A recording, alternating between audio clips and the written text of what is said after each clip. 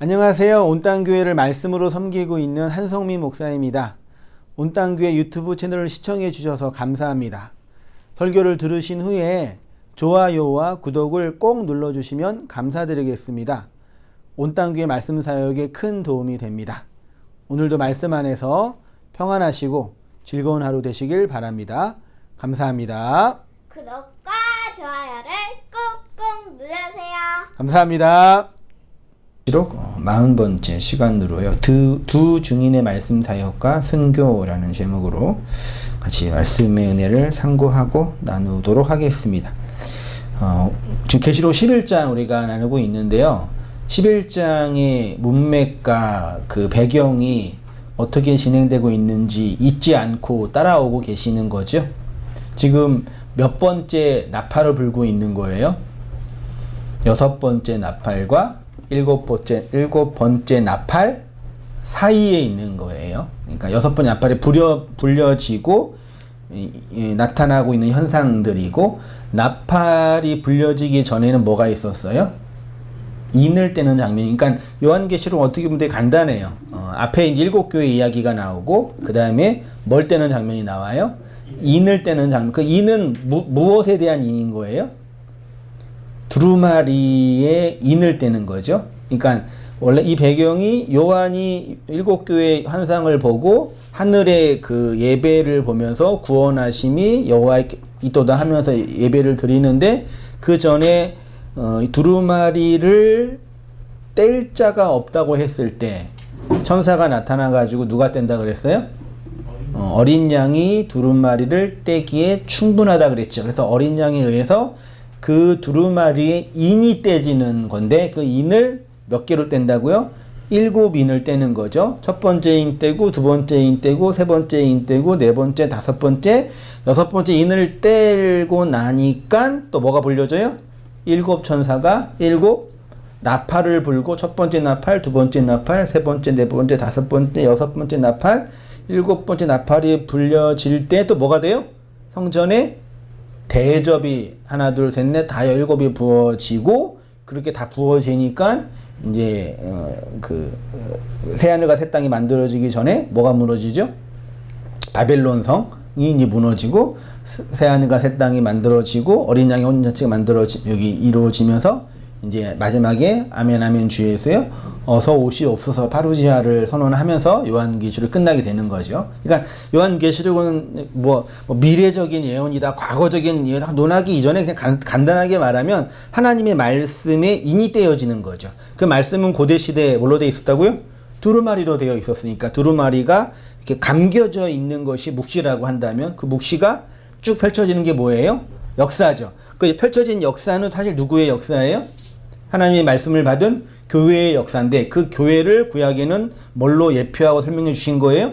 성전으로, 옛 성전으로 설명해 주신 거죠.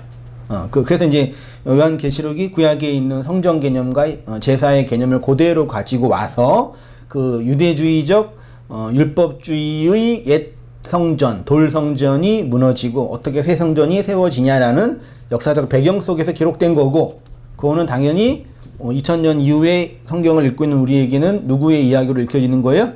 옛 성전이고 돌 성전인 우리의 옛 자아가 어떻게 깨트려지고 무너지는지를 하나님의 말씀을 통해서, 말씀에 의해서 깨트려지고 무너진 것들을 이제 2000년 전에 이제 요한이 기록된 이 문자, 이 성경을 통해서 우리 안에 펼쳐진 말씀들을 확인하는 거죠. 사실 계시록 11장은 그 지난주에 나눴던 것처럼 성전을 측량하는 거잖아요. 이 성전 측량은 옛 성전, 돌 성전을 측량하는 건데, 그거 사실 누구를 측량하는 거예요?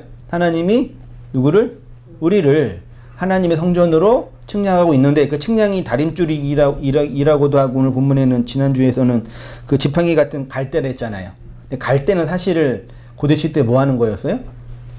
갈대로 뭐 했어요? 문자를 기록했거든요. 그러니까 이 성전이 하나님의 그 말씀을 담고 있는지를 이제 측량하는 거죠. 그래서 이제 지난 시간에 나눴던 것처럼 하나님이 인생들을, 사람들을 심판할 때 하나님이 심판하시는 것이 아니라 그 심판을 누구한테 주셨다 그러죠?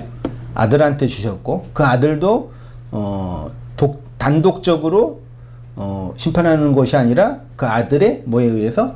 로고스라는 말에 의해서 심판하는 거고, 결국 인생들이 하나님의 심판을 받는다 함은 그 로고스의 그 말을 그 하나님의 그 흐르는 진리와 내용으로 받냐 받지 못하느냐에 따라서 결정되는 거라고 하니까, 그 말씀에 의해서, 말에 의해서 심판이 있고 없고 된다. 그렇게 이제 지난 시간에 말씀을 나누었던 거죠. 그래서 계속 이 말씀을, 계시록 말씀을 읽고 묵상하고 여러 가지 상징적인 언어들을 보면서 이게 미래에 있을 어떤 사건과 어떤 대상이 아니라 어떻게 읽어내야 되는 거예요? 내 안에서 혹은 공동체라는 교회 안에서 말씀을 받고 있는 내 현실 안에서 말씀에 이미 떨어져서 하나하나 펼쳐지고 있는 인생 역사 안에서 어떻게 그 말씀이 내 안에서 증거되어지고 나타내고 있는지를 이제 하나하나 묵상하고 확인하면서 혹은 점검하면서 읽어내야 된다. 그게 이제 굳이 훈련이 필요하다면 그런 훈련도 필요하겠다. 예. 묵상하고 되새김질하고 또 이제 생각하고 또 나누면서 그런 이야기를 쭉 했었습니다. 예, 그 이야기를 이제 1페이지 제가 기록한 거예요. 읽어보면서 정리해 볼게요. 계시록 11장은 6번째 나팔과 7번째 나팔 사이에 일어나는 일이라고 했죠. 7 천사의 나팔은 7 인을 떼는 장면, 이 인 떼는 장면은 말씀이 뭐 하는 거예요? 펼쳐지고 열려지는 장면이죠. 그래서 우리가 하나님의 말씀에 의해서 말씀이 우리의 인생 속에서 펼쳐지고 나타나고 있는 거라는 얘기예요. 교회의 현실이요. 그러니까 지금 계속 살펴보고 있는 내용은 앞으로 미래에 일어날 어떤 사건이 아니라 그리스도 영에 의해서 두루마리가 열리고 말씀이 열림으로 말미암아서 우리의 인생 역사, 우리의 마음 성전 안에서 나타나고 있는 생생한 사건들에 대한 증언인 거죠. 그 성전 측량은 성전이 된 우리의 마음 성전을 측량하는 것이고, 우리의 마음을 하나님이 측량하셔. 그게 예수님이 산상수훈에서는 측량하다는 말을 뭘로 번역했다 그랬어요? 너희가 헤아림을 받는 대로 내가 헤아린다. 그 헤아리다가 측량하다예요. 그러니까 너희 안에 내가 너희에게 준 그 말이 있는지 내가 확인해 볼 거야. 그걸 뭐라 그런다고요? 측량하는 거고, 아모스는 그 측량을 다림줄로 했었잖아요. 원래 다림줄이 원래 직각을 재는 거라고 하잖아요. 그래서 그 직각에서 벗어나면은 다시 맞춰서 하는 것처럼 하나님의 그 말씀을 정확하게 받고 있냐, 그 얘기를 이제 하는 거죠. 그리스도가 요한에게 지팡이 같은 갈대로 성전을 측량하게 하셨습니다. 지팡이 같은 갈대는 그리스도의 말씀이고 그게 다림줄이고, 그거 말씀을 교회가 가지고 있느냐, 그 얘기를 한 거죠. 그래서 그 말씀에 의해서 하나님 그리스도의 십자가를 히스테미, 아나데마 된 히스테미가 있느냐. 다른 말로 교회가 하나님의 말씀에 의해서 진리로 세워졌냐로 성전을 측량하고 확인하는 거죠. 다시 말해서 예수 그리스도가 하신 그 말과 우리가 그에게 받은 그 말이 우리 성전 안에서 동일해야 된다. 이것이 바로 내가 전한 그 말이 너희를 뭐 한다고요? 심판한다. 그래서 그 말과 관련된 이야기가 42달과 1260일이고, 다니엘서에서는 한때 두때 반때라고 표현했죠. 42달은 달의 개념이고 1260일은 일의 개념, 날의 개념이죠. 그래서 42달은 발광체가 아니라 반사체로서 율법이라는, 그 반사체는 발광체가 있는 것을 증언하는 거잖아요. 율법이 일하는 그 날이고, 1260일은 하나님이 하나님의 교회를 어디로? 광야로 이끌어서 그 아들을 양육하고 기르게 하시는 하나님의 양육의 시간이다. 인내의 시간이다. 그래서 같은 날인데 그거를 이제 율법에 의해서는 42달로 설명되어지는. 그래서 42달 동안 옛 성전이 어떻게 돼요? 이방인에 의해서 짓밟혀지게 되고, 같은 얘기예요. 1260일이라는 개념은 그 짓밟혀지는 내용이 결국은 성전을 뭐해요? 훈련시키고 하나님의 말씀으로 양육해가는 시간이다. 그래서 교회가 하나님의 말씀으로 양육받는 거다라고 이제 표현을 한 거죠. 또한 42달은 거짓 선지자들이 활동하는 기간이라고 했죠. 1260일은 교회가 말씀에 의해 양육받는 시간으로 두 증인이 예언하는 기간이라고 기간이 1260일이라고 했어요. 요 두 증인을 몇 절이었죠? 4절에서는 뭐라고 그랬어요? 두 감람나무와 두 촛대라고 했지요. 감람나무는 원래 올리브 나무고, 올리브 나무에서 뭐가 나와요? 기름이 나오고, 그 기름으로 조각목, 가시나무의 성전 기명들을 입혀가지고 하나님의 성전에 귀한 것으로 사용한다 그랬잖아요. 그게 이제 성전을 덧입히는 기름이고 말씀이고, 그게 이제 신약에 와서는 뭐예요? 교회가 뭘로 기름 부음을 받아요? 하나님의 영으로, 성령으로 기름 부음을 받죠. 그거를 이제 증언하는, 예표하는 거죠. 두 증인의 말씀 사역이 성령의 증언 사역이다. 그래서 이 두 증인을 구체적으로 오늘 본문 나누겠지만, 두 증인을 예를 든 게 6절에서는 비가 오지 못하게 했다고 표현하고, 그 다음에 또 6절 하반절에서는 여러 가지 재앙, 특히 물을 피로 변하게 했죠. 비가 오지 못하게 한 사역은 누가 했어요? 엘리야가 했고, 물을 피로 변하게 한 사역은 모세가 했죠. 그걸 이제 구약에 있는 두 인물 대표로 들어서, 그러니까 물론 1차적으로는 모세와 엘리야가 두 증인이기도 해요. 네, 1차적으로. 그걸 이제 모티브로 삼아서 이들의 사역, 이 인물 자체를 보지 말고 이들의 사역이 갖고 있는 내용이 신약 교회 안에서 어떻게 실현되고 우리 교회들 안에서 어떻게 나타나고 있는지를 봐라, 그 얘기를 하는 거죠. 이게 뭐 누구는 이 두 증인이 나중에 어떤 누구를 말하고 뭐 교회를 증언하는 어떤 단체라고도 하는데, 그건 말도 안 되는 얘기고, 1차적으로는 구약이 두 인물이고, 그게 이제 예수님을 통해서 우리 교회들 안에, 신약의 교회 안에 어떻게 말씀으로 증거되고 있는지를 확인해 봐라. 그게 이제 중요한 내용이에요. 그래서 두 증인이 말씀 사역을 하게 되는 이야기가 5절부터 나오는 거예요. 5절 보시면, 만일 누구든지 그들을 해하고자 하면, 그러니까 여기 그들은 두 증인이에요. 해하고자 하면 그들의 입에서, 두 증인의 입에서 뭐가 나온대요? 불이 나와서 원수를 뭐 한대요? 삼킬 것이요. 누구든지 그들을 해하고자 하면 반드시 그와 같이 뭘 당한대요? 죽임을 당한다 그랬습니다. 이게 이제 무슨 뜻인지 성경 간주를 통해서 하나하나 강론해 보도록 할게요. 요 해하고자 하다가요, 국어 사전적으로 언뜻 보면은 해코지 하는 거죠. 복수하다, 뭐 그렇게 느껴지는데, 오늘을 보니까 디케오래요. 디케오는 디케에서 왔는데, 아는 부정 접두어, 아니다, 없다. 그래서 한자로는 불을 뜻하고, 디케는 뭐예요? 디카이오슌에 기억나죠? 의예요. 그러니까 디케는 한글 성경은 불의로 번역을 했어요. 그게 이제 틀리지는 않죠. 그러니까 번역을 하면 두 증인을 디케하면, 의에서 벗어나게 하면, 혹은 불의하게 하면 어떻게 된대요? 그들의 입에서 뭐가 나와요? 두 증인의 입에서 뭐가 나온다고요?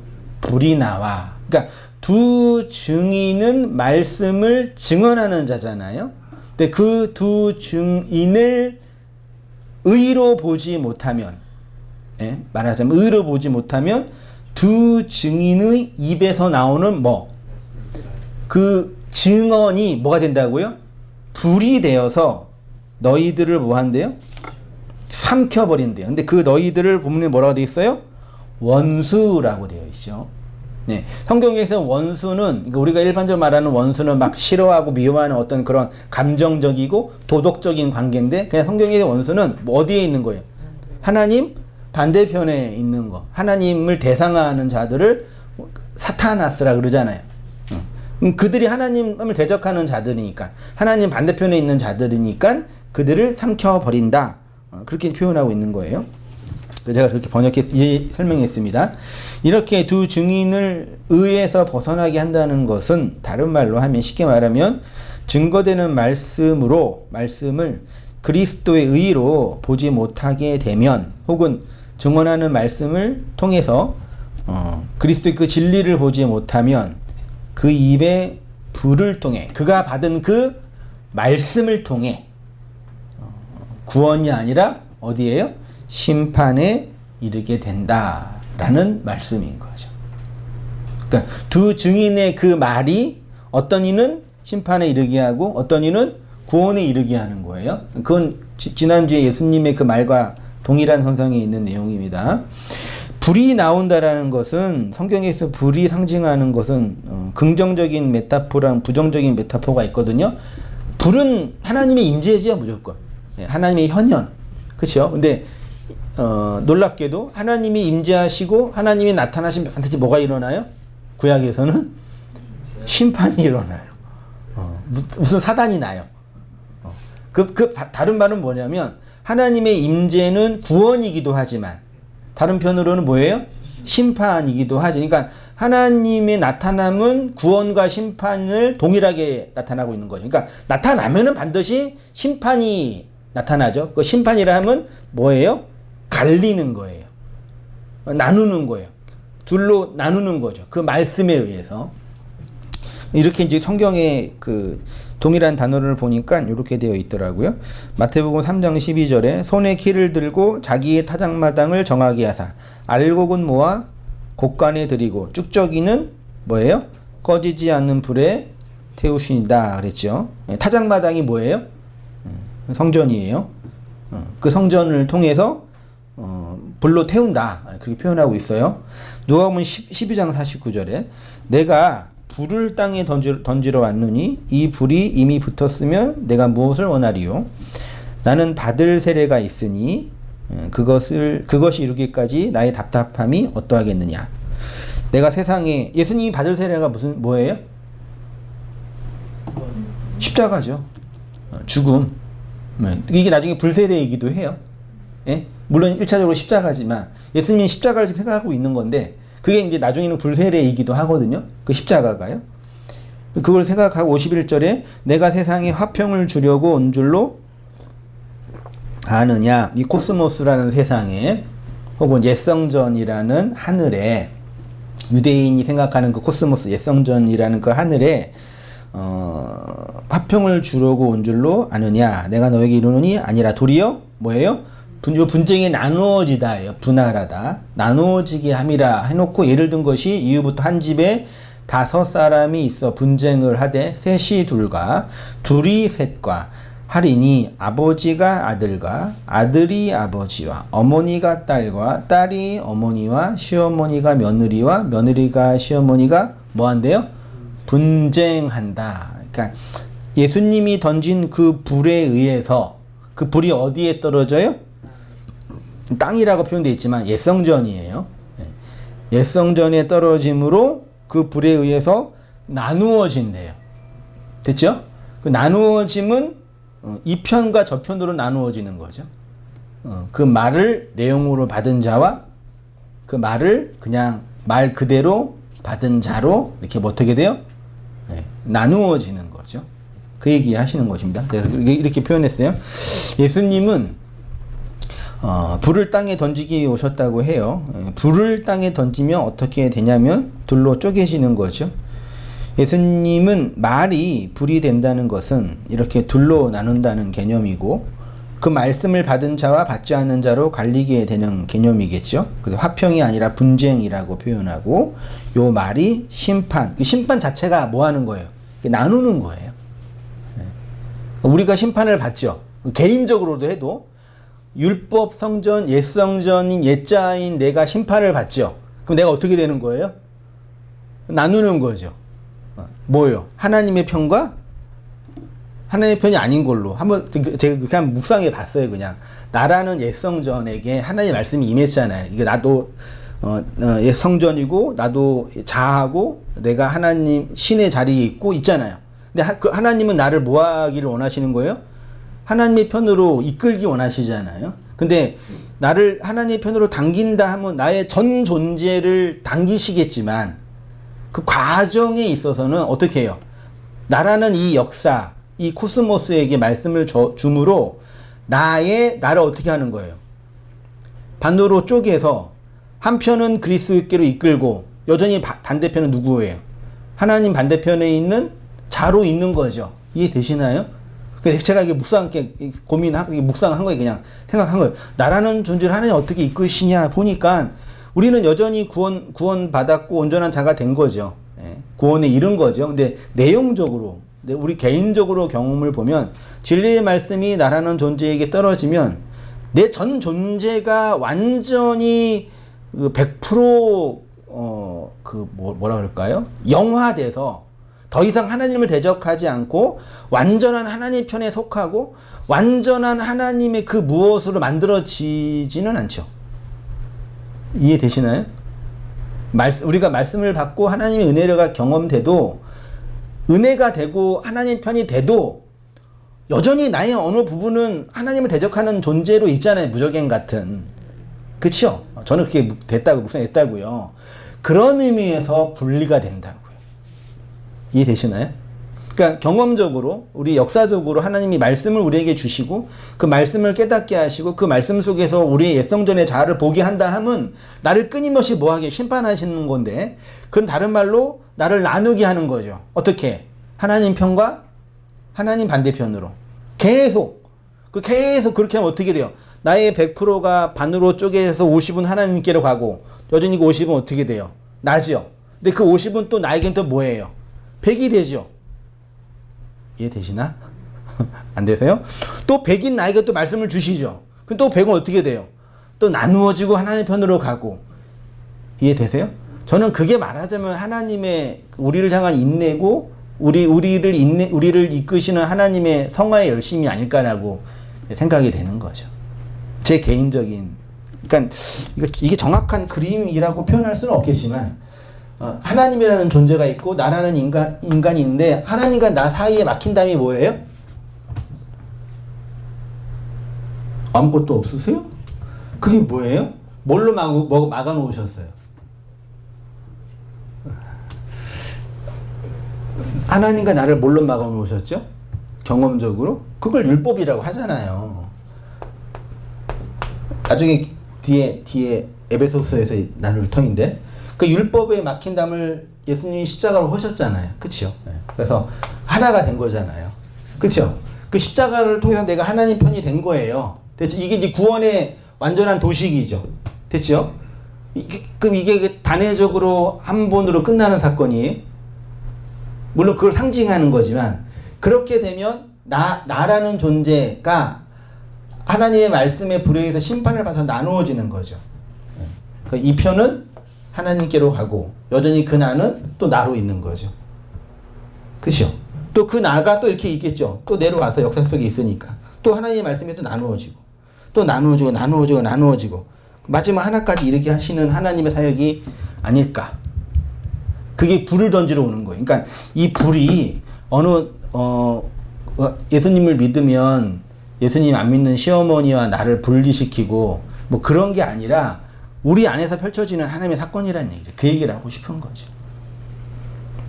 이 우리의 인간 사회와 인간 관계를 나누어 놓고 하는 그거는 복음 자체가 하는 게 아니라 복음을 이용해 먹고 있는 인간의 너와 나의 관계가 만들어내는 거예요. 이해되시나요?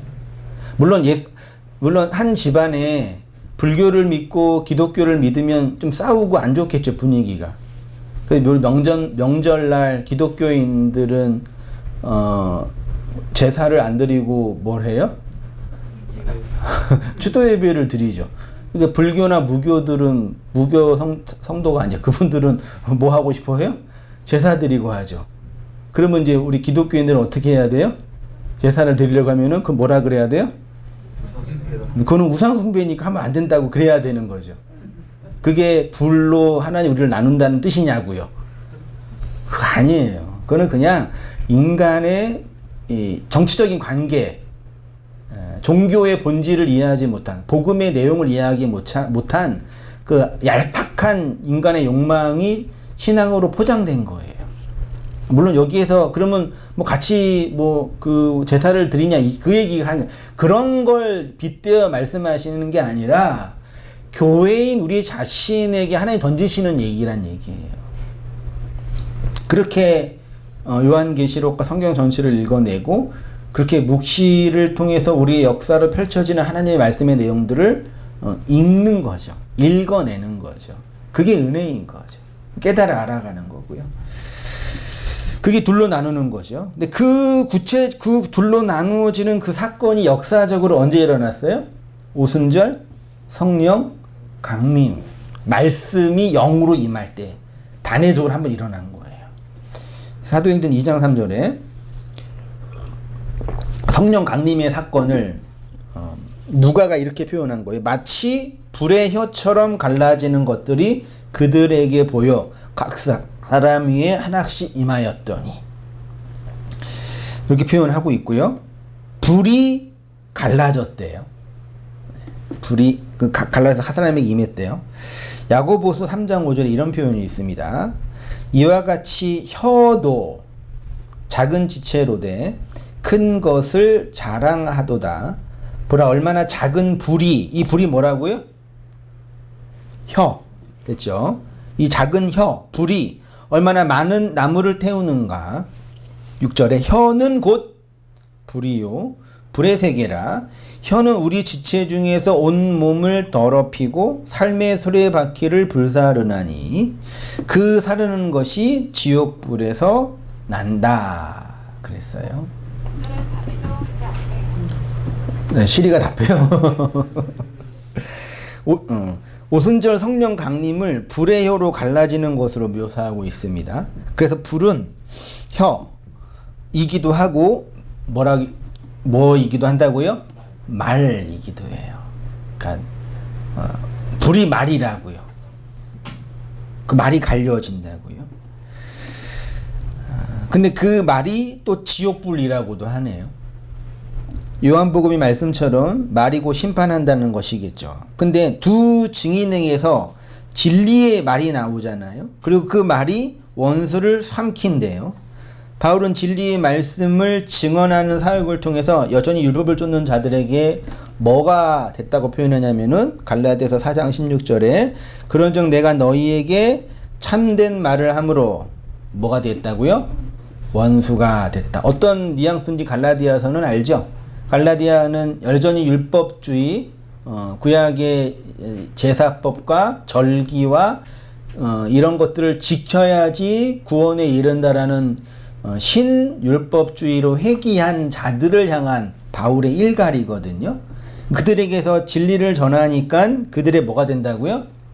원수가, 대적자가 됐다라고 표현하고 있는 거예요.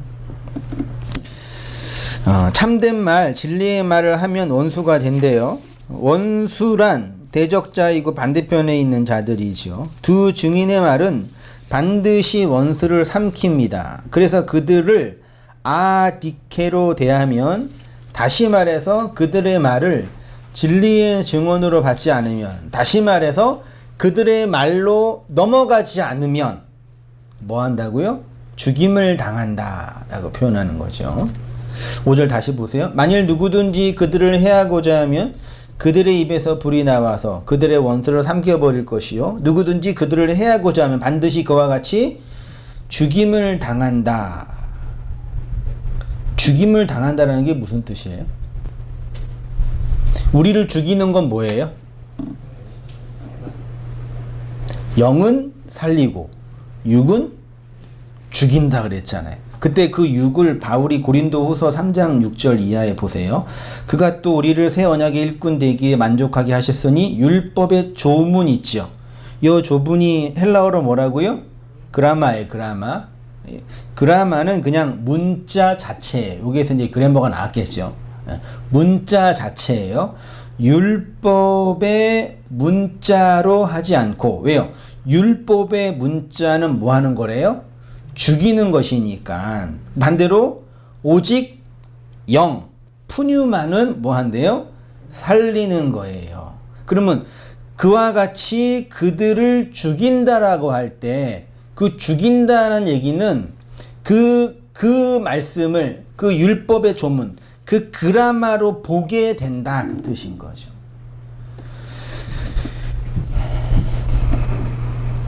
율법의 조문은 그라마로 문자 자체를 의미하고요. 그 개역 개정판에는 율법의 문자라고 번역을 했지요. 그라마와 대조가 되는 게 영으로서의 푸뉴마죠. 그라마는 죽이는 것이고 푸뉴마는 살리는 거래요. 에베소서 2장 14절 이렇게 설명합니다.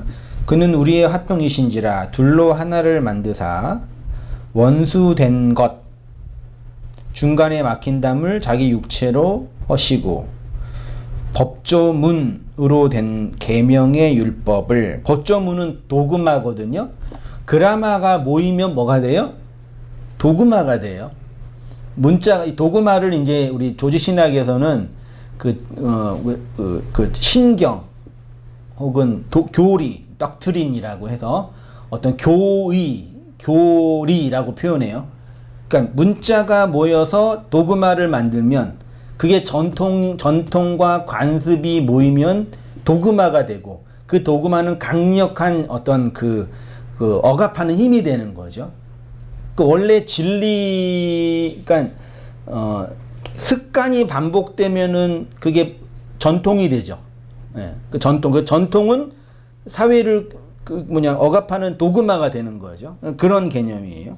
그 법조문으로 된 계명의 율법을 뭐 하셨어요? 폐하셨으니 이는 둘로 자기 안에서 한 세 사람을 지어 화평하게 하시고, 또 십자가로 이 둘을 한 몸으로 하나님과 화목하게 하려 하심이라. 원수된 것 십자가로 소멸하시고 있죠. 보이시나요? 소멸하시고. 이게 언어로 뭐라고요? 아포크테이노예요. 뜻은 죽이다. 우리 요한계시록 그 11장 5절에서 죽임을 당하리라가 아포크테이노예요. 근데 이거를 이제 소멸이라는 단어로, 이 소멸이라는 단어는 되게 불교적이고 되게 동양사상적인 단어 개념인데, 죽이는 거랑 소멸은 좀 느낌이 다르잖아요. 자, 보세요. 15절에 예수님은 십자가로 법조문으로 된 계명의 율법을 폐하셨다고 하십니다. 그러면서 율법 자체를 폐하신 것이 아니라 의문으로서의 그 율법을, 의문, 그라마로서의 그 율법을 폐하셨대요. 의문, 즉 문자에 속한 계명의 율법을 폐하신 거죠. 그 폐하심은 곧 이 둘을 한 몸으로 화목하게 하려 하신다고 했어요. 원수된 것을 화목하게 하시기 위함이라고 했죠. 에베소서에서 무엇으로 원수를 죽인다고 했냐면 뭘로요? 십자가로. 그래서 요거를 언뜻 보면은 원수된 것, 십자가로 이 둘을 한 몸으로 하나님과 화목하게 하려 하심이라는, 이 둘은 누구예요?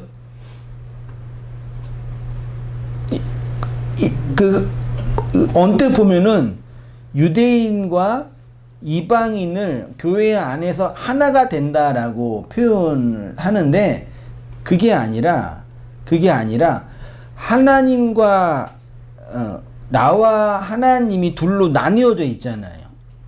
막힌 다음에 뭐라 그랬어요? 율법이라 그랬잖아요. 그것들을 허물어서 하나님과 나를 뭐로요? 하나가 되게 한다. 그 얘기를 하는 거예요. 의문으로서의 율법, 그라마로 상징되는 돌 성전이 하나님과 우리의 막힌 담이에요. 잘 생각해 보세요. 빅뱅 이론이 아니더라도 태초에 하나님만 존재하셨잖아요. 그 하나님을 우리가 빛이라고도 하고 뭐라고도 상징해서 넣었는데 몰라요. 그치요? 나라는 존재는 존재하지도 않았고, 그치요?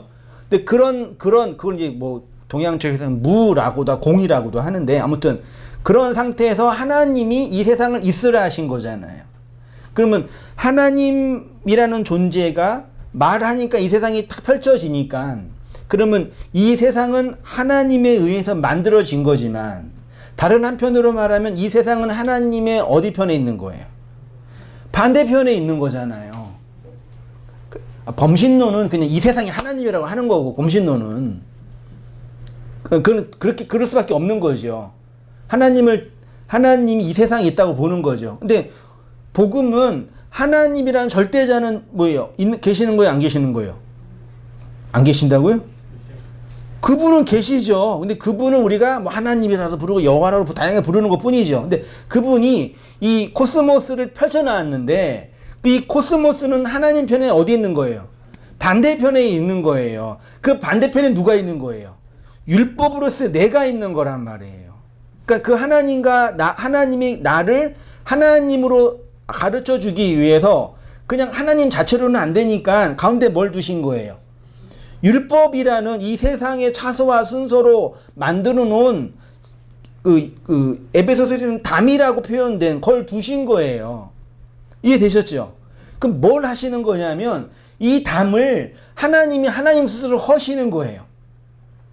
십자가라는 방식을 통해서. 그래서 여기 편에 있는 반대편에 있는 나를 뭐 공간적으로 옮겨지는 것이 아니라 하나님 속으로 함몰되게 하나님 편으로 들어가게 하시는 것이 하나님의 구원의 방식이고 연합의 원리라는 얘기죠. 에베소서가 딱 그 얘기를 하는 거예요. 그 일을 어떻게 하셨다고 하나님이요? 십자가로 하셨다는 얘기예요. 히스테미로. 그 십자가를 어디에 세웠다는 얘기예요? 너희 안에 세웠다. 그게 너희 안에 있는 말이라고도 하는 거고 그게 성전을 측량하는 거고 이해되시죠? 그 얘기를 하시는 겁니다. 그 돌성전, 그 원수된 것을 소멸하신다고 해요. 여기서 소멸이 두 증인이 원수를 죽일 때 아포크테노라는 단어죠. 그러니까 하나님이 우리 안에서 히스테미하신 십자가는 율법으로 인해서 복음을 보지 못하게 하는 그 담을 허무시는 거죠. 그래서 하나님과 화목하게 하게 되는 거죠. 두 증인이 이기는 방식이 바로 이렇게 칼로 승리하는 것이 아니라 복음으로 승리하는 거예요. 십자가가 소멸한다는 것은 진리의 말씀이 하나님의 원수인 옛 성전과 율법을 뭐 한다고요? 아포크테이노, 죽이는 거다. 그쵸? 그래서 그 죽임이 영적으로 죽이는 것 정도가 아니라 실제로 역사적으로 하나님이 뭐예요? 파괴시킨 거죠. 그 보세요. 구약 시대 때 하나님이 율법이라는 내용물로 하나님의 것을 담아 주신 그 모든 건 다 파괴된 거 아시죠? 성전 없지요. 법궤 없지요. 남은 거 있어요? 그 아론의 지팡이 없지요. 뭐 대보세요 다. 뭐 구약에 예표로 다 준 거 있죠. 신의 산 있어요, 없어요? 없어요. 뭔지 몰라요. 뭐 아무것도 없다니까요. 예수님이 살던 집 없지요. 감난산 있어요, 없어요? 아니 산상순에 그 산이 어딘지도 모른다니까. 그냥 팔복산이라고 정해놓은 거고 아무것도 없어요. 에덴 동산 어디 있어요? 네? 또 뭐 다 예를 들어볼까요? 예?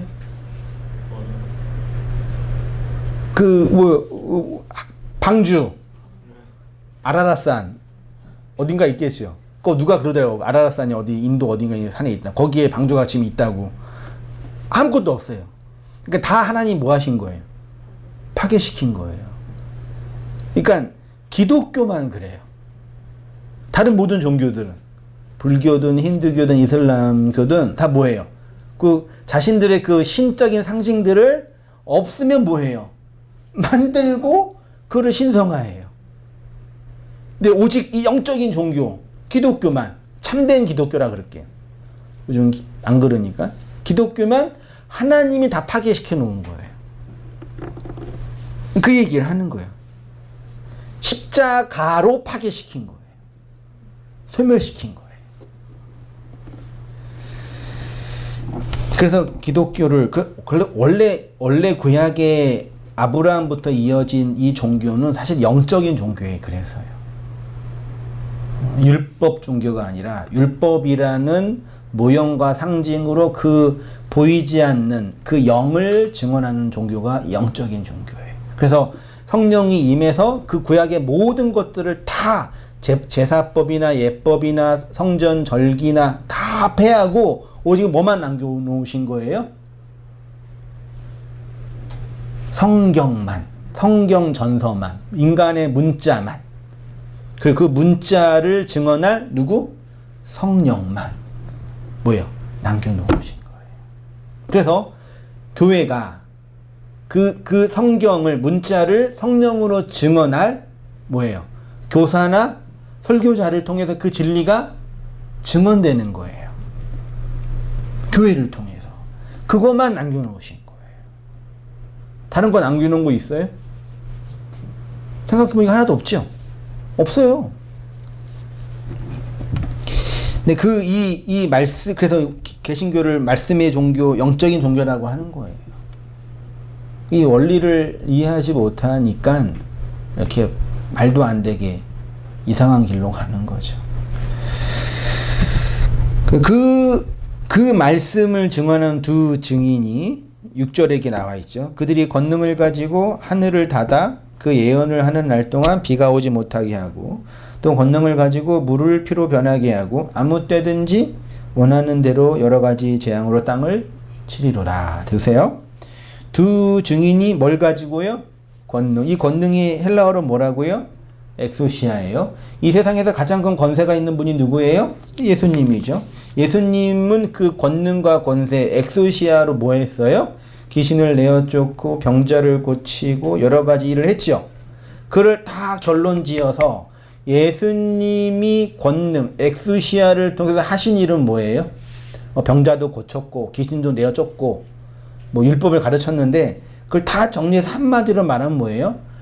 진리의 말씀을 가르치는 뭐예요? 권세. 그걸 권능이라고 표현해요. 그게 이제 4페이지 제가 복음서에서 예수님이 유대주의자들과 다르게 엑소시아, 권능이 있었어요. 요 권능으로 가르치시고, 권능으로 병자들을 고치시고, 권능으로 귀신을 내어 쫓았지요. 예수님이 귀신 들린 자들을 권능으로 내쫓으셨을 때 그 사람의 정신이 온전해졌죠. 진리의 말씀이 그를 거짓이 없는 자로 회복시켰다라는 거죠. 근데 이 두 증인이 이 권능으로 뭘 닫았다고요? 하늘을 닫고 물을 피로 변하게 했대요. 누구의 사역이라고요? 엘리야와 원래는 모세와 엘리야인데 성경은 엘리야, 모세로 얘기하고 있죠. 이 엘리야와 모세의 사역이 두 증인의 사역이고 이들의 사역이 그 영을 증거한 사역이란 얘기죠.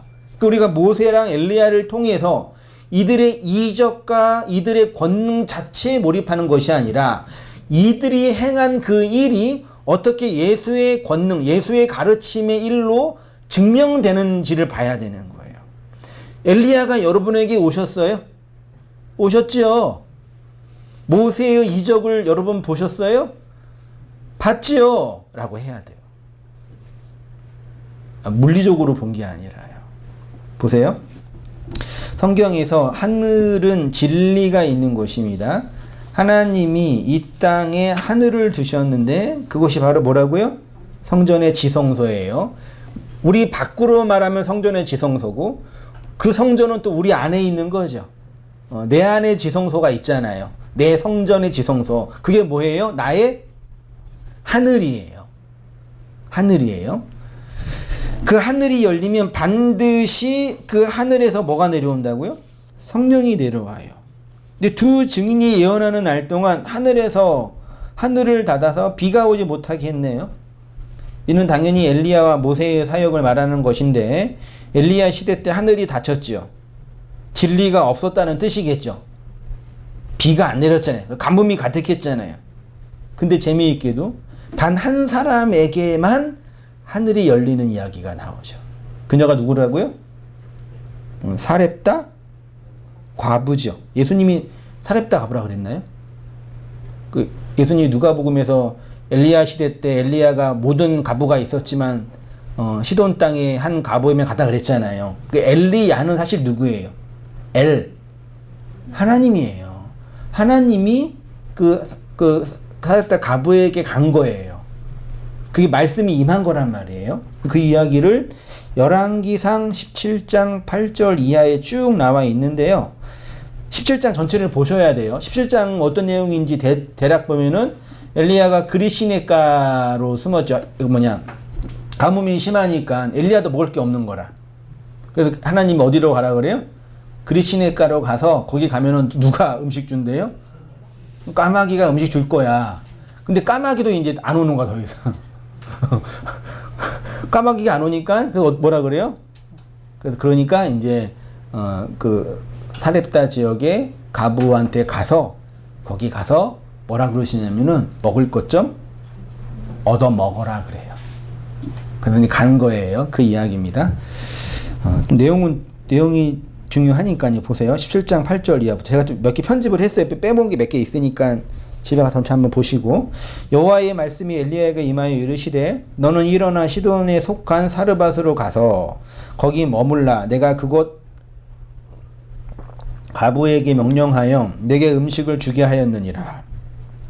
말이 좀 이상하지 않나요? 근데 본문을 보면은 그렇게 명령하지 않은 것처럼 보여요. 그가 일어나 사르밧으로 가서 성문에 이를 때에 한 가부가 그곳에서 나무 가지를 줍는지라. 이에 불러 이르되 청하건대 그릇에 물을 조금 가져다가 내가 마시게 하라. 그가 가지러 갈 때 엘리야가 그를 불러 이르되 청하건대 내 손에 떡 한 조각을 내게로 가져오라. 그가 이르되 당신의 하나님 여호와께 살아계심을 두고 맹세하노니 나는 떡이 없고 다만 통에 가루 한 움큼과 병에 기름 조금뿐이니이다.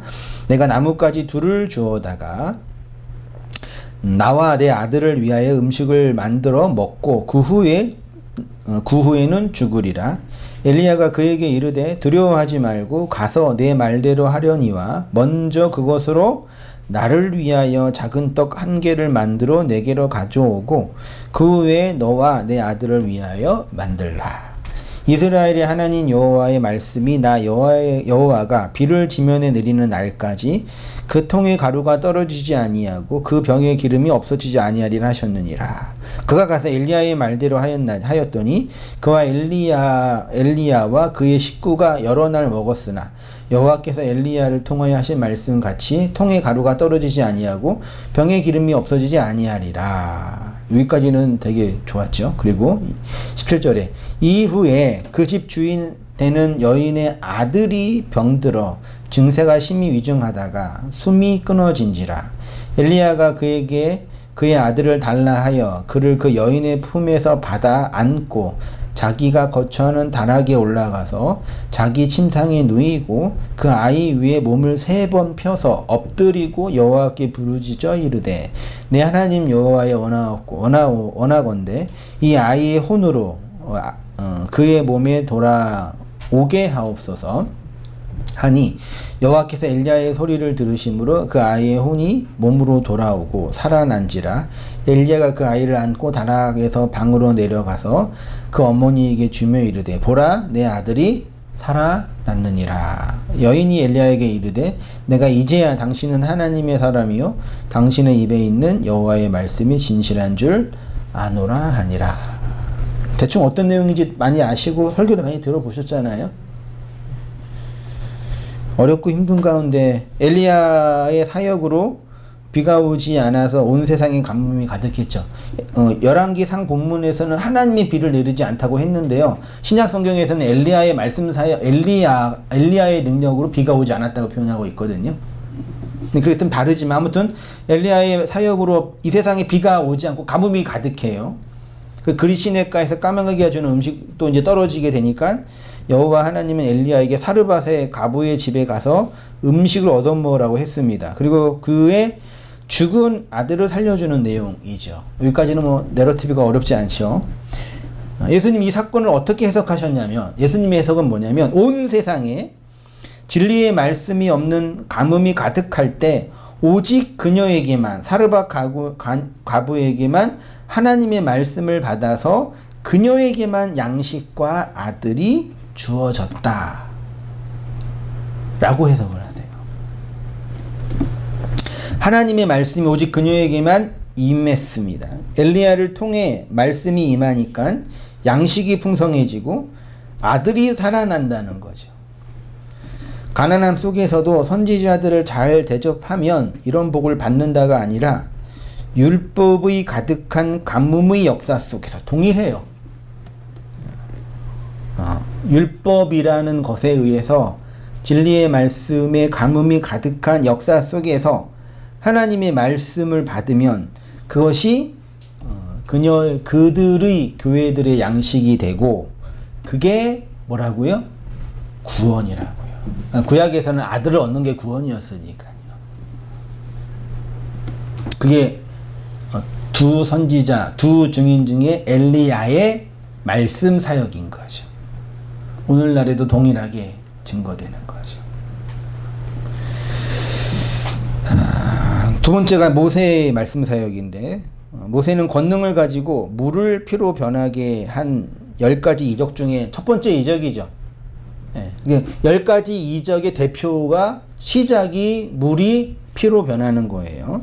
여호와 하나님이 모세를 통해서 애굽에 내린 첫 번째 재앙이 물이 피로 변하는 사건인데, 요한에 의하면 진리를 증언하는 이가 있는데 성령과 물과 피라 그랬죠. 요한일서 5장 6절 이하에 이는 물과 피로 임하신 이신이 곧 예수 그리스도시라. 물로만 아니요 물과 피로 임하셨고 증언하는 이가 성령이시니 성령은 진리라. 7절에 증언하는 이가 셋이니 성령과 물과 피라. 또한 이 셋은 합하여 하나라. 이게 뭐 어떤 주석에서는 삼위일체라고도 하는데 그런 얘기가 아니라뇨. 성령, 물, 피는 결국 뭐예요? 하나인데 요거는 말씀을 가리키는 거죠. 근데 말씀이 이 고구마 냄새 때문에 죽겠네 아주 그냥. 집중이 안 되잖아요. 문을 닫으시는지.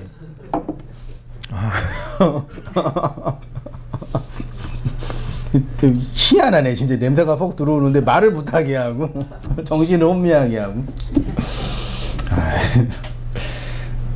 하나 묵시 이미 다 끝났어요. 다 들어왔는데 뭐 어떻게 해요. 그 묵시라는 하나님의 그 두루마리에 의해서 이렇게 보이지 않게 있다가 역사 속으로 펼쳐지는 거는 시간과 차서에 의해서 펼쳐지는 거잖아요. 순서가 있는 거잖아요. 그러니까 하나님의 그 보이지 않는 원 역사를 설명하기 위해서 의도적으로 시간과 순서, 시간을 통해서 공간을 통해서 그 영향을 받게 하신 거죠. 그래서 차서와 순서가 있는 거죠. 그 성령, 물, 피는 결국은 묵시적인 측면에서는 하나인데 이 역사로 펼쳐지는 과정 속에서는 시간과 과정이 있는 거예요. 순서가 있고요. 그렇죠? 그 얘기를 하는 거예요. 시간적인 차이가 있는데 요한은 성령, 물, 피로 설명을 했는데 하나님의 구속의 역사를 통해서 보면은 피가 제일 먼저 시작하고 그 다음에 뭐라고요? 물이고 그 다음에 성령. 이거 성령이라 그러면 사실 오해고 그냥 영이라 그래야 돼요. 사실은요. 하기오스 푸뉴마는 좀 느낌이 다르죠. 이게 이 성결, 거룩함이라는 거를 우리가 되게 도덕적으로, 윤리적으로 해석해 버리기 때문에 그게 아니라 그냥 영 자체거든요. 그러니까 피, 물, 영이에요. 구약의 제사는 무슨 제사? 영의 제사, 피의 제사. 피의 제사죠. 그것뿐이 없었어요. 영을 메타포하고 영을 상징하지만 몰랐어요.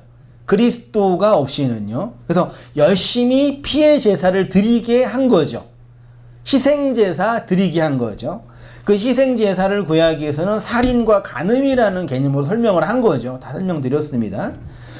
피 흘리는 제사를 통해서 이 피 흘림은 결국 예수 그리스도 육으로 오신 하나님의 피 흘림인 거를 알면 그 피가 뭐가 된다고요?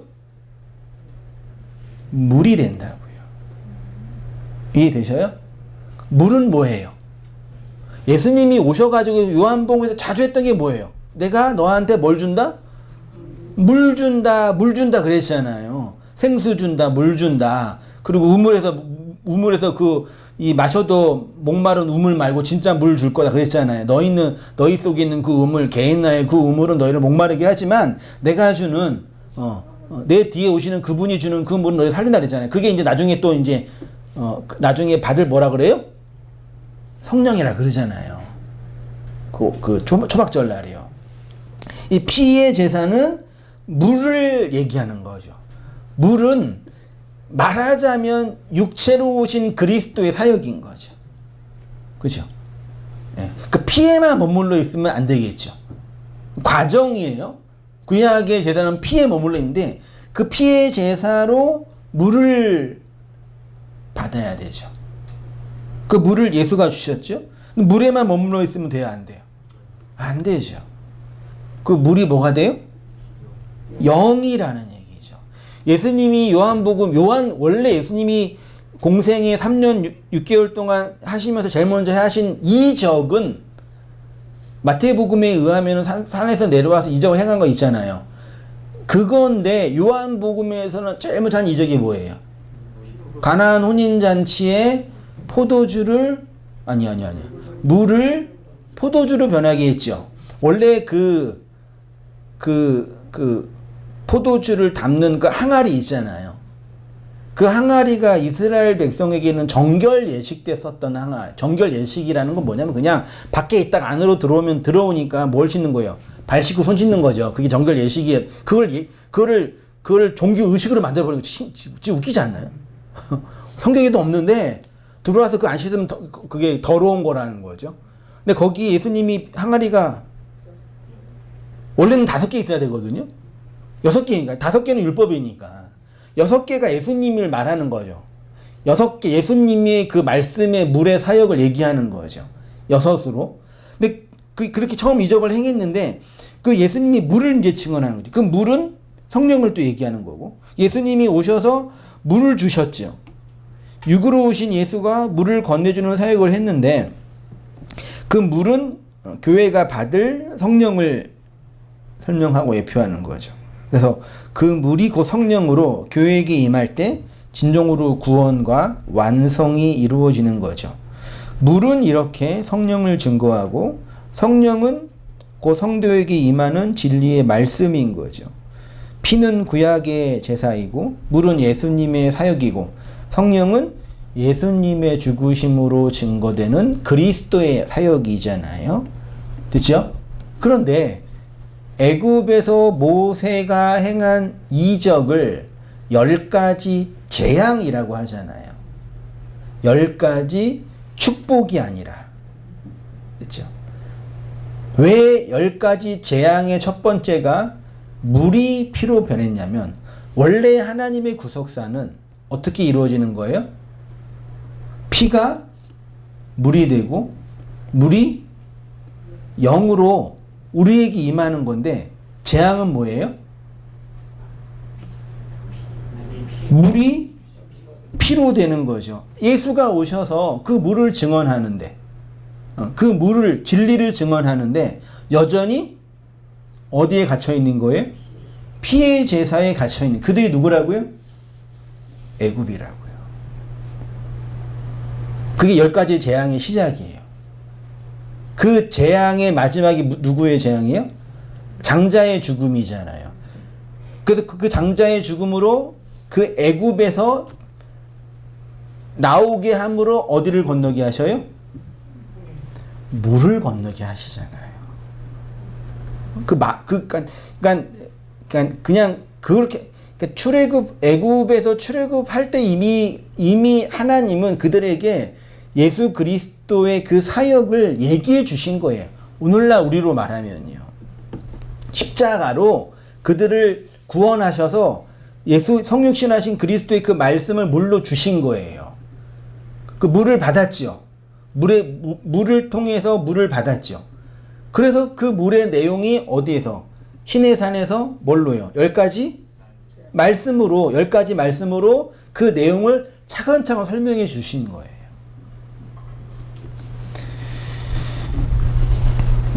그런데 애굽의 재앙은 물이 피로 변하는 거죠. 애굽인들에게 너희는 여전히 피의 제사를 드리고 있는 자들이고 아직도 진리의 물에 대해서는 거부하고 대적하고 모른다. 이렇게 누가 했어요? 유대인들과 사두개인들이 그랬잖아요. 예수님을요.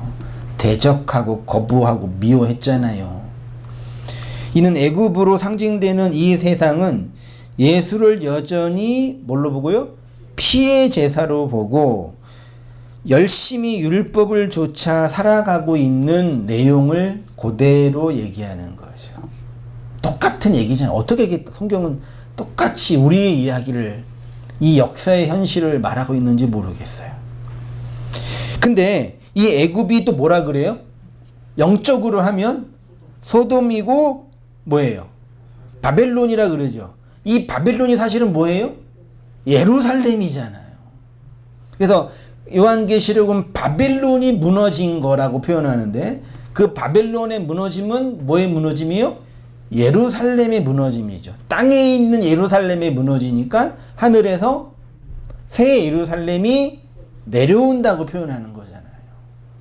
역사를 하나님이 완전히 초토화시키고 역사의 진리를 깨닫지 못하고 역사의 내용에서 예수님이 물러오신 그 진리를 보지 못한 자들은 완전히 초토화시키고 하늘의 새 땅을 새 예루살렘을 내려주신다라고 한 거죠.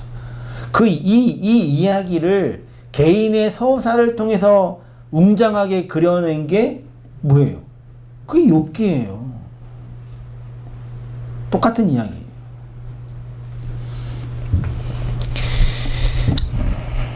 그렇게 애굽이 된 예루살렘에게 임하는 것은 재앙뿐이 없는 거죠. 10가지 재앙이 다 이런 내용입니다.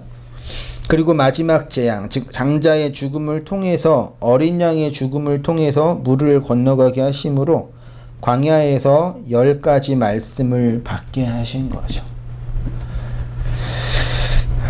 인생들의 역사를 볼 때 애굽에서 피의 제사를 드리고 자기 소원 성취와 인생 자아 확장을 위하여 열심히 살아가는 자들에게 하나님의 말씀은 10가지 재앙으로 들리죠. 하나님의 의도를 대적하는 반대편에 서 있는 자로. 그 재앙이죠. 그래서 욥은 모든 인생들이 재앙을 받는다라고 표현한 거죠. 자신들이 받은 10가지 재앙이 곧 10가지 말씀이라는 것을 모르면 그 재앙으로 뭐예요? 죽는 거예요. 그래서 누군가는 그렇게 심판으로 죽어 있는 거예요. 그러니까 어떻게 보면은 끔찍하고 무서운 거죠. 이게 인간의 어떤 바램이나 소원으로 가능한 일이 아니니까요. 그냥 너는 이 말씀을, 이 진리를 못 듣는다. 우리가 표현하는 이 묵시봉을 모른다. 이런 개념이 아니라니까요. 그것도 우리가 만들어내는 용어니까요. 누군가에게는 하나님이 그 영으로 임하여 그를 깨우쳐서 일으켜 세워서 진리로 이끄시고, 누군가는 여전히 그 로고스로 뭐예요? 심판받게 그 역사 안에서 피해 제사를 드리면서 살게 하는 거예요. 왜 그러는지, 어떤 이유에서 그러는지는 우리는 알 수가 없죠. 그냥 그 현상만 있을 뿐이죠. 마음적으로, 인간적으로 나의 자식이나 부모와 친지와 친구들이 나와 동일하게 진리를 얻었으면 좋겠다라고 표현하는 거죠. 가끔 우리 온땅교회 성도님들 이렇게 새롭게 오시면 청년들이 이렇게 있어서 말하는 거, 토론하고 얘기하고 나누는 걸 보면서 그런 얘기를 해요. 정말 이 청년들은 되게 복받은 청년들이라고. 왜요? 젊어서부터 나이 다 돼가지고 이 진리를 알았는데 나는 이 젊어서부터 이 진리를 알아가지고 얼마나 좋냐고. 그래서 속으로 그러죠. 정말 이들이 좋아할까? 정말 이게 복인가? 정말 복이 뭔지 아시고 이런 얘기를 하시는 건가? 속으로 전 그래요. 그냥 겉으로 볼 때는 젊어서 이렇게 진리의 말씀을 들어서 헛살거나 이렇게 돌아가지 않고 진리 얘기 똑바로 가니까 좋게 보일 수 있죠. 그는 이제 나이 들어서 돌아와서 보니까 그런 거지. 그 길을 가고 있는 사람들에게는 나는 젊어서 들어서 너무 좋아요. 그래요? 저는 안 그러거든요. 그런 문제가 아니에요. 그거는요. 여전히 우리의 어떤 인생의 어떤 판단에 불과하지, 그 길을 가고 있는 그 현장은 그렇게 판단할 수 있는 영역이 아닌 거죠. 우리의 의지나 우리의 선택권에 의해서 결정된 것이 아니니까요. 그랬으면 복이라 말할 수, 내가 선택해서 내가 의지를 가지고, 그래, 하자. 그러면 그렇게 말할 수 있지만, 그게 아니에요.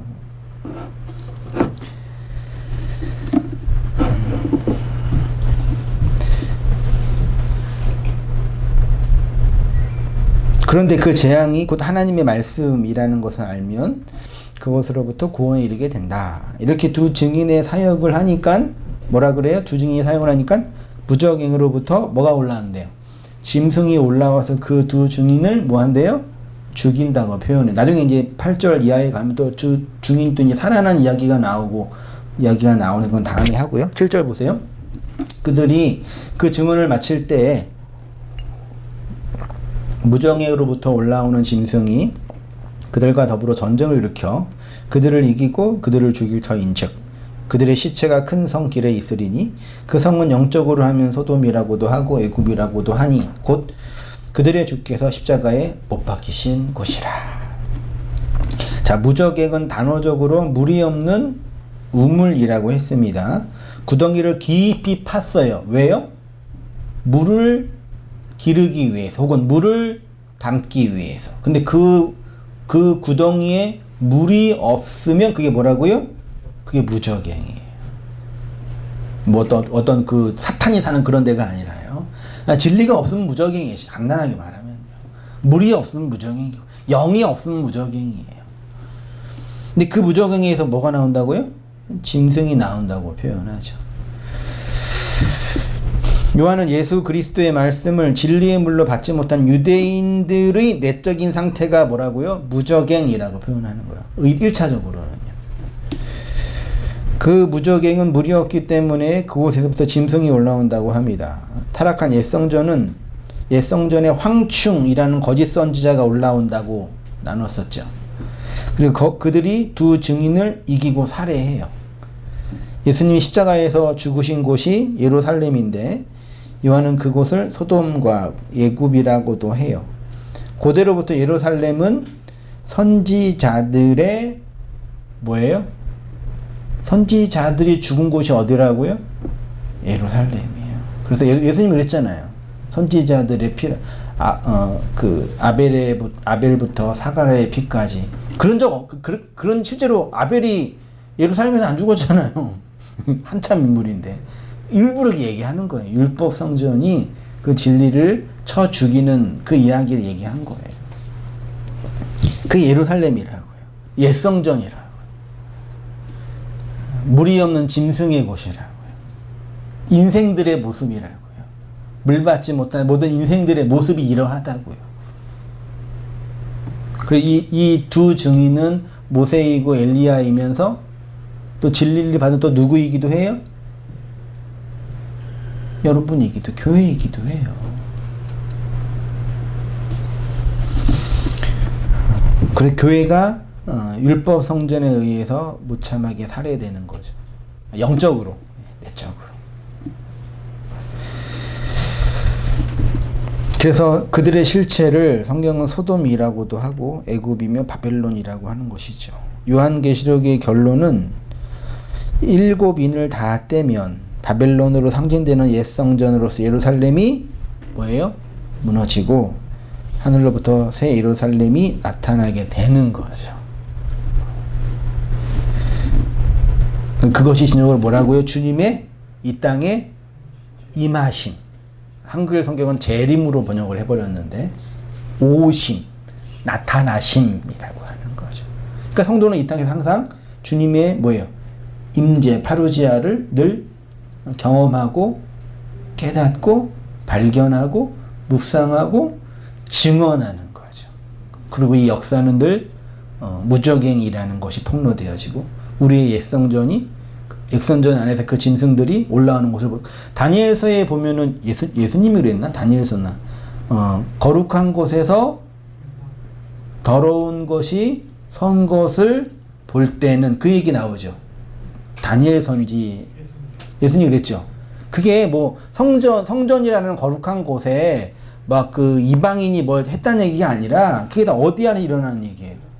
그렇죠. 이 성전으로서 내 안에서 나의 그 짐승들이 드러나는 게 보이면 그 얘기예요. 그게 하나님의 말씀이 인이 떨어지면서 성도 안에서 경험되어져 나타내어지는 은혜의 사건이다라는 얘기죠. 그렇죠. 이 은혜들을 더 깊이 깨닫고 이 성령 안에서 살아가는 우리 모든 성도님 되시기를 주님의 이름으로 축원드립니다. 기도하겠습니다.